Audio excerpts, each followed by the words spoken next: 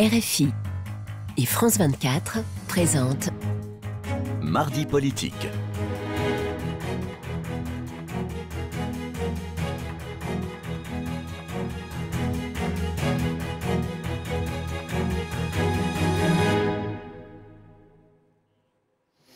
C'est l'heure de Mardi politique sur France 24 RFI. Bonsoir Frédéric Rivière. Bonsoir Roselyne, bonsoir à tous. Et ensemble, nous recevons Ségolène Royal. Bonsoir. Bonsoir. Vous êtes présidente de l'ONG Désir d'avenir pour la planète et ancienne candidate à l'élection présidentielle en 2007. Merci donc d'avoir accepté notre invitation. Vous venez de publier aux éditions du Rocher « Refuser la cruauté du monde, le temps d'aimer est venu ». Alors on y découvre dans cet ouvrage une Ségolène Royal beaucoup moins politique que d'habitude. Vous employez le mot amour à chaque page, quasiment, même plusieurs fois. Et il y a un extrait, par exemple, je vais en lire. « J'ai choisi en l'écrivant non pas d'accrocher l'amour à la rescousse de la politique, mais de placer la politique sous la protection de l'amour. Alors, ce serait pourquoi pour vous, quoi, la définition, en quelque sorte, de l'amour en politique? Parce que franchement, ce n'est pas le lieu où on attend de l'amour. C'est bien le problème. D'ailleurs, on le voit aujourd'hui, à la fois dans le monde dans lequel nous vivons, mais aussi dans la société française, hein, cette brutalité et cette cruauté. On peut dire les choses très simplement. Hein. Gouverner, c'est aimer. Et la politique, c'est soit aimer le pouvoir pour le pouvoir, soit aimer les gens qui vous ont confié le pouvoir. C'est pas la même chose. C'est une histoire d'amour universel, d'amour de ce que l'on fait, d'amour de C'est une histoire d'envie de faire grandir le peuple que l'on a entre ses mains, dont on est dépositaire, dont on a l'honneur d'être dépositaire d'une parcelle de responsabilité politique, et c'est qu'il aille bien, c'est-à-dire c'est de refuser de gouverner par la peur et par la crainte, c'est de refuser toutes les formes de violence et de cruauté, et pour suivre effectivement ce texte auquel vous faisiez référence, c'est si on le prend mot à mot, on voit que ça décline exactement ce que serait la bonne politique. Le texte de Saint-Paul. Oui, c'est ça. Prendre patience, rendre service, ne pas jalouser, ne pas accepter l'injustice. C'est vrai qu'on en parlait, mais on était hors antenne. Donc, peut-être il faut... Voilà. Attendez, je vais essayer de... Je crois que je l'ai noté. Me revient à l'esprit, donc vous dites en écrivant cela, me revient à l'esprit ce texte du Nouveau Testament. Oui. Cette ode à l'amour de Saint-Paul. L'amour prend patience, l'amour ne jalouse pas, il ne se vante pas, ne se gonfle pas d'orgueil, il ne fait rien d'inconvenant, il ne cherche pas son intérêt, il ne s'emporte pas, il n'entretient pas de rancune, il ne se réjouit pas de ce qui est injuste, il fait confiance en tout, il espère tout, il endure tout. L'amour ne passera jamais. Et vous dites d'ailleurs que c'est le fil directeur de votre livre. Oui, c'est-à-dire j'ai commencé ce livre pendant le confinement. C'est pour ça que je commence par le récit des visites à ma maman qui était en EHPAD. Et je me suis surprise à faire des gestes, d'ailleurs, que je n'avais jamais fait de ma vie. C'est-à-dire lui caresser les mains, lui dire que je l'aimais. Enfin, des choses qu'on ne disait pas tellement dans ma famille. On était assez pudiques sur les sentiments. Et quand le confinement est arrivé, j'ai ressenti viscéralement la souffrance des gens, la solitude. Alors, justement, vous parlez beaucoup de cette période au début du livre. Et j'ai l'impression que pour vous, on a atteint à ce moment-là une espèce de paroxysme de l'inhumanité en politique. Exactement. Et je me suis demandé, au bout de 30 ans de vie politique, comment est-ce que, à la fois le peuple français et d'autres avaient accepté de subir ce joug d'une forme de cruauté et d'inhumanité. Et pourquoi aujourd'hui cet effondrement des tendresses explique, je pense, l'effondrement du lien de confiance entre les citoyens. Et au fur et à mesure de cette réflexion, m'est venu ce souvenir de ce texte qui est aussi une philosophie universelle. Et quand le texte que vous venez de lire, si vous remplacez l'amour par la politique, vous voyez exactement ce qui manque à la politique. Vous voyez, l'amour prend patience, la politique doit prendre patience, or elle est devenue frénétique. Et donc je prends chapitre par chapitre chacune de ces affirmations pour montrer comment la politique est en déficit de bienveillance, est en déficit de volonté de faire progresser, de faire avancer. Mais vous, est-ce que vous l'avez été bienveillante pendant votre carrière politique? Parce que vous dites l'amour, la générosité, l'altruisme, l'effacement de soi ont manifestement disparu. L'effacement de soi, ce n'est pas toujours le sentiment que vous avez donné sur l'effacement de soi dans la politique. Pardon, hein, non, au contraire. Non, au contraire, toutes les questions sont bonnes à venir. Est-ce que c'est parce que vous mûrissez, parce que vous prenez de l'âge, même si vous n'en avez pas l'air physiquement, mais l'effacement de soi, si, je pense que vous avez rarement été effacée, Ségolène Royal. Je me suis toujours effacée, c'est-à-dire mon offensive politique, c'était pour l'action.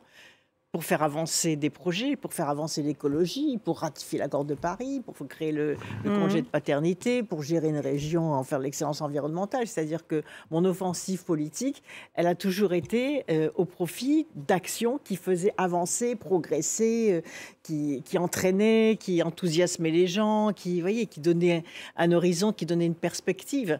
Or, aujourd'hui, et je ne pensais pas que ce livre, finalement, aurait autant d'écho par rapport à ce que nous vivons, puisque c'était avant la crise sociale et avant les manifestations sur la retraite. On est gouverné quand même par la peur, on est gouverné par la punition, on est gouverné par la répression policière, on est gouverné par l'incapacité d'écouter ce qui se passe. Vous voyez, quand 80% du peuple français dit... On va parler des retraites. Oui. Alors, vous parlez de l'amour et vous parlez de la tendresse aussi. Bon, on pourrait distinguer. Et vous dites, je vous cite, l'effondrement de la politique est lié à l'effondrement des tendresses. Mais est-ce que la tendresse a jamais été au cœur des politiques publiques?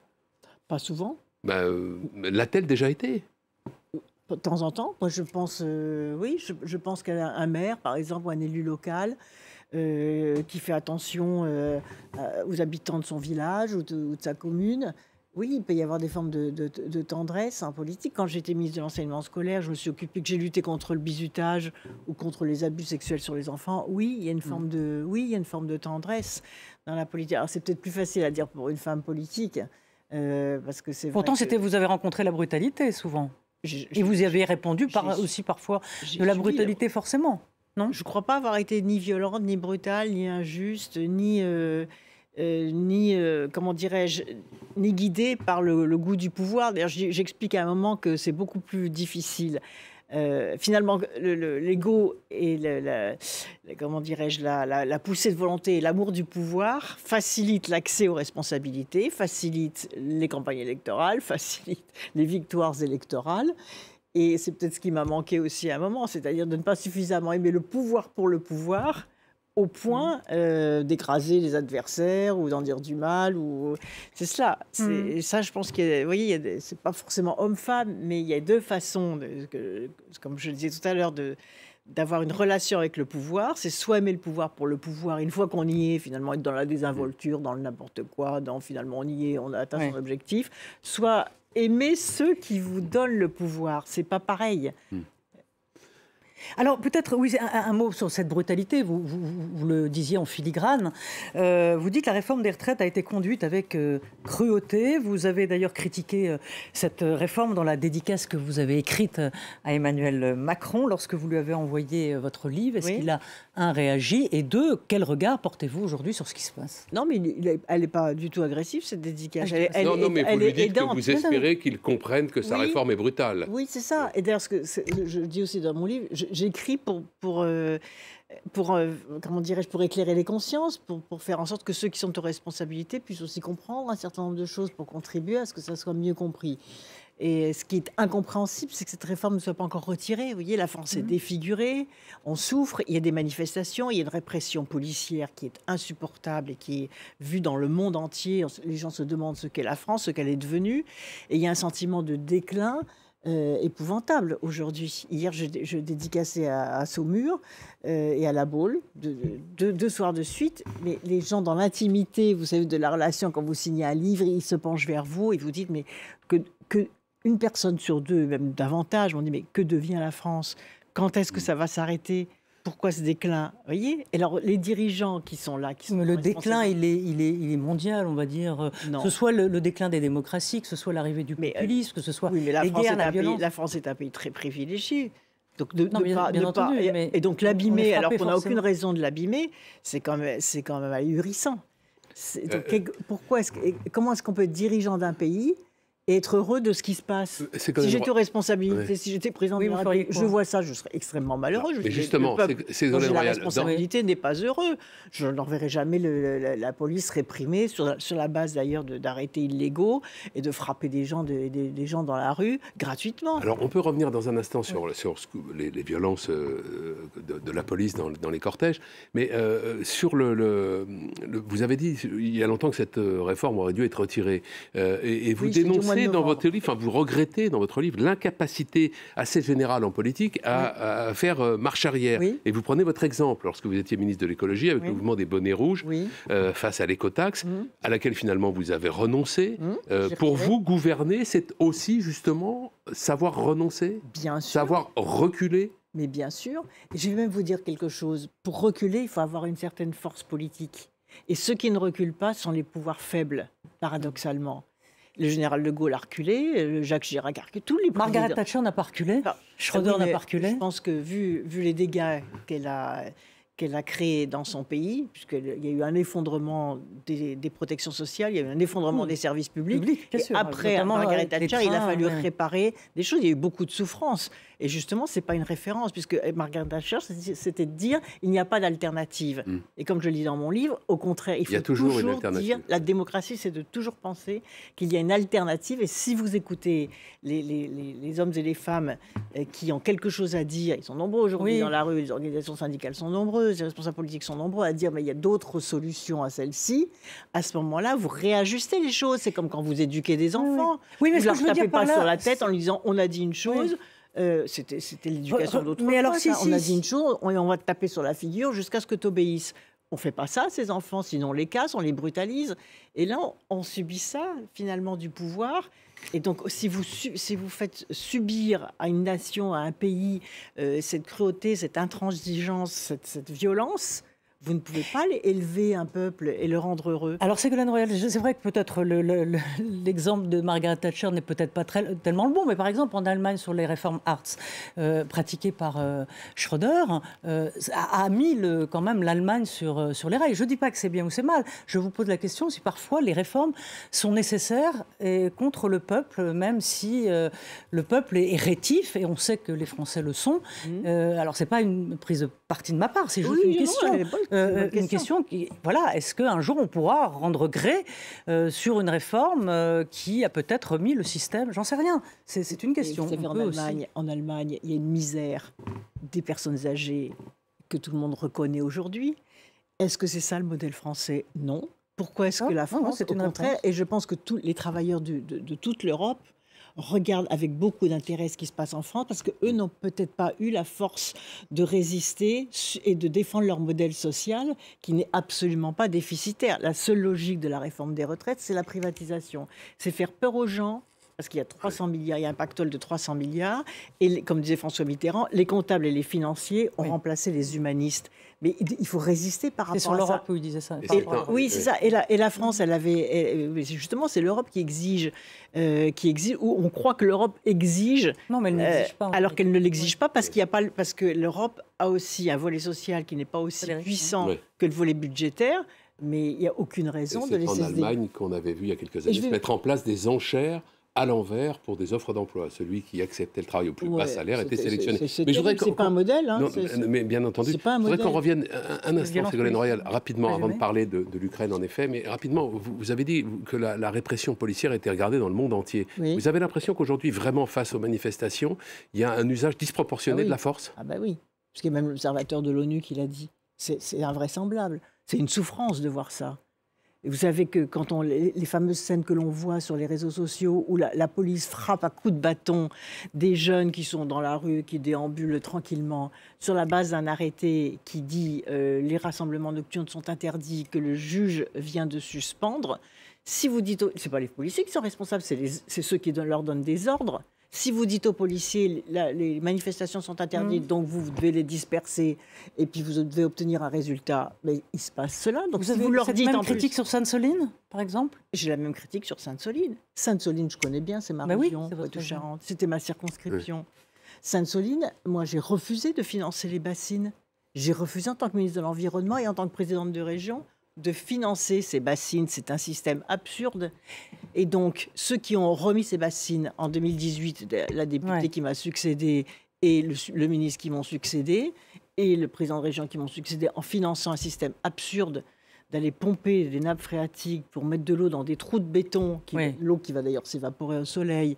Après, il faut des tuyaux pour arroser, mais c'est invraisemblable. Donc, et c'est comme pour c'est la même situation qu'à Sivins, où Rémi Fraisse a été tué par une grenade de gendarmerie, alors que le barrage d'irrigation était illégal. Pardonnez-moi, mais je voudrais juste vous parler de l'Ukraine. Il y a quelques mois, vous avez remis en cause le bombardement de la maternité de Mariupol qui avait été bombardée par les Russes. Ne revenons pas à des schémas. Non, mais et vous avez déclaré... Si, je suis un peu obligée de vous poser la question. Non, ne dites pas ça, parce que oui, mais après, ne schématisez pas ma pensée ni ma déclaration. Et vous aviez dit que le président Zelensky utilisait la propagande de guerre pour empêcher le processus de paix. J'ai généralisé, c'est-à-dire dans toute guerre, il y a des propagandes de guerre. D'ailleurs, tout le monde... Mais vous êtes toujours sur cette ligne-là. Mais je veux pas revenir là-dessus, parce qu'on a déformé ma parole pour me faire une parole anti-Ukraine, ce que je n'ai jamais fait, bien évidemment. J'ai même dit, comment se fait-il, alors que cette guerre dure depuis 2014,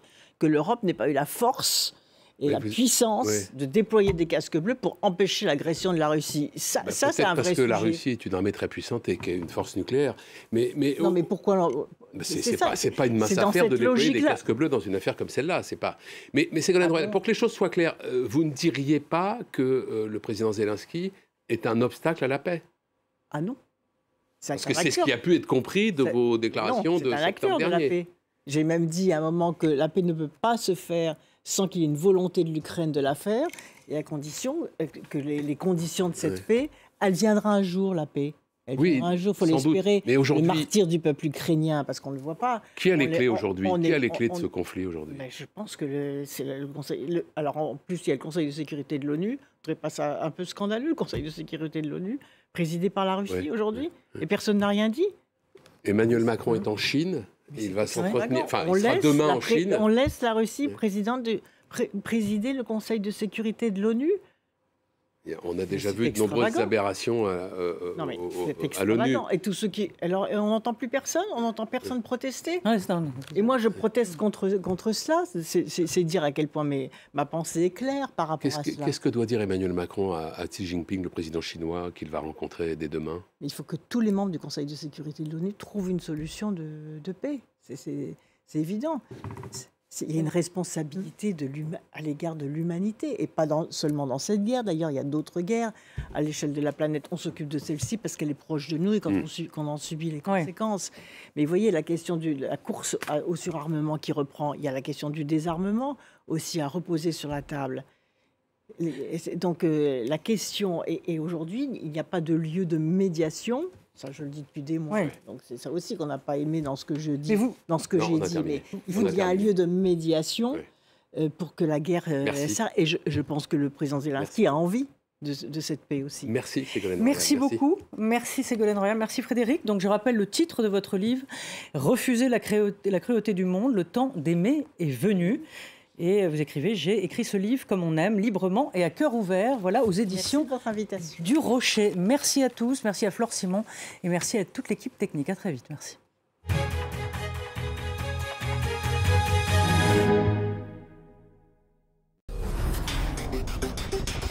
Du Grand Nord canadien jusqu'à Ushuaïa, toute l'actualité politique, économique, culturelle et sociale du continent américain. Cap Amérique, présenté par Elisabeth Alain, à regarder sur France 24 et france24.com.